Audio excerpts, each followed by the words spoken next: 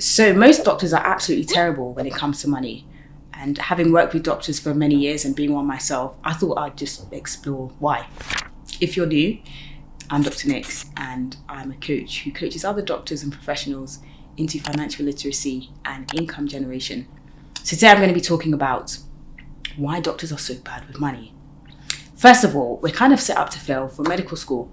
Most of us make the decision to go to medical school at the age of 15, 16, 17 in the UK. I know it is different in other countries, but in the UK, you're quite young.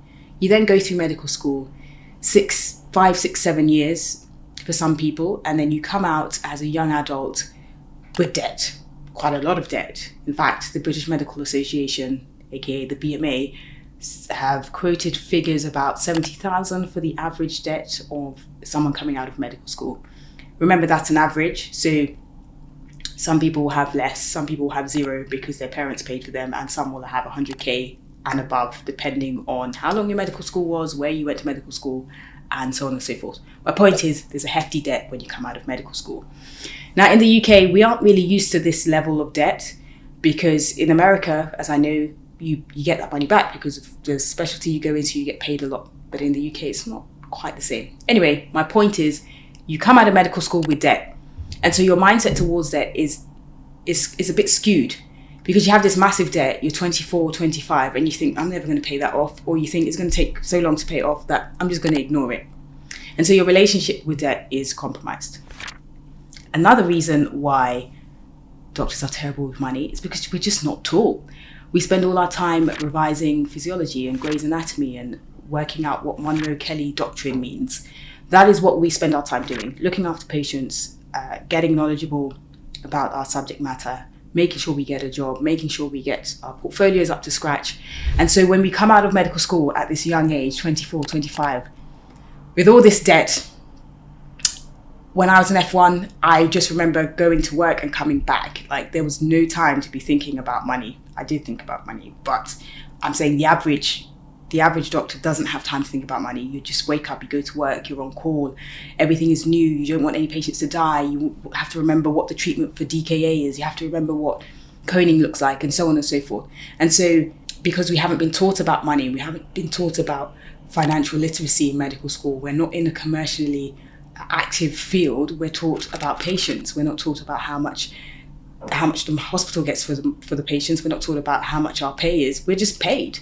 And that's how it is in the NHS. There's no discrepancy in your pay. Everyone is getting paid similar amounts. It's just that your take home might be different because of your taxes and so on, and your student loan debt and so on and so forth. So that's the second reason. The third reason I think that doctors are terrible with money is because there's job security. They'll say that necessity is the mother of invention, right?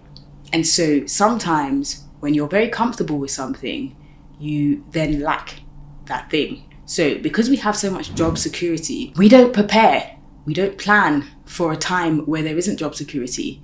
Whereas, I love to speak about people's jobs, people's lives, what they do. I have friends in various sectors. I speak to people in the oil and gas sector, I speak to people in finance, I speak to people in various sectors. And I don't think I would come across people in the private sector who would have no savings or have no concept of the fact that they may not have a job. They could lose their job and be out of work for 3 to 6 months or even longer. And so generally the mindset is to save, or the mindset is to insure for that or have things in place should that be the case. But with doctors, we have job security. So because of that, we don't really think about, what would happen if the NHS just stopped employing doctors? What would I do? It's kind of happening now. What would you do? What are you doing? Anyway, I digress. My point is that job security means that the financial planning isn't really the best, which takes me on to my next reason why I think doctors are terrible with money. We don't write down financial plans. Again, like I've said, it is almost a taboo subject to be talking about in the UK. That and the fact that we're in medical school, or we're F1s, F2s, or we're trying to get into a training post, or we're trying to go for a consultant interview. And so we're not really thinking about money as much. But we do need to write down financial plans. When you were in medical school, you probably had a revision plan, whether it was written down by pen and paper or on your laptop. you probably had a revision plan. And so you should have a financial plan. Lack of planning means you're not going to reach your goals. You're not going to hit your goals. And you probably don't even know what those goals are supposed to be because you haven't written it down. The next reason why doctors are terrible with money is because they conflate intelligence or knowledge with financial acumen. You can be as knowledgeable as you want about neurosurgery or as knowledgeable as you want about cardiology, but that doesn't translate into finances. And so you need a different set of skills to be financially savvy than you do to succeed in medicine. Now, there is a lot of overlap, and there are a lot of skills that I think that medicine has even given me to be an entrepreneur and also to be quite resilient and good with money. And I think I might go into that in another video. But for now, what I would say is being intelligent with medicine or being able to study or revise and memorize Grey's Anatomy does not mean you will be good when it comes to your finances. You need your behaviors to kick in. You need habits to kick in rather than intellect. And that is, if you've watched my last video about the psychology of money, if you haven't, I'm going to add it at the end. Go watch it. That is the underlying principle of that book, in that your habits and your behaviors have more influence on your economic outcomes than your intellect. So that is the next reason why I think doctors are terrible with money. Swiftly moving on, another reason why doctors are bad with money is because we do not plan for emergencies. Ironic, I know, but think about it. You have job security, you know you'll be in a job for the rest of your life, but what if something happens? So why not have life insurance or income protection, disability insurance?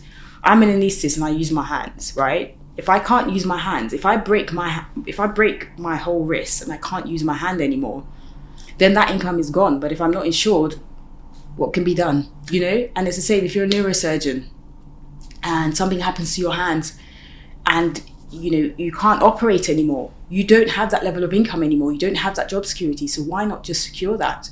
And I have a great friend who specializes in this kind of insurance. I'm insured myself. I have life insurance. I have income protection. I have all the insurances, buildings, mortgage, all of them, because you only realize you need insurance when you need it, and that is the wrong time to realize that you need it. So I'm actually going to put her details in here. I don't get any kickbacks. This is not a commercial agreement. I'm literally just shouting her out. She insures on Instagram, and I'm going to put her details in the description if you would like to be insured with life insurance or income protection and so on and so forth.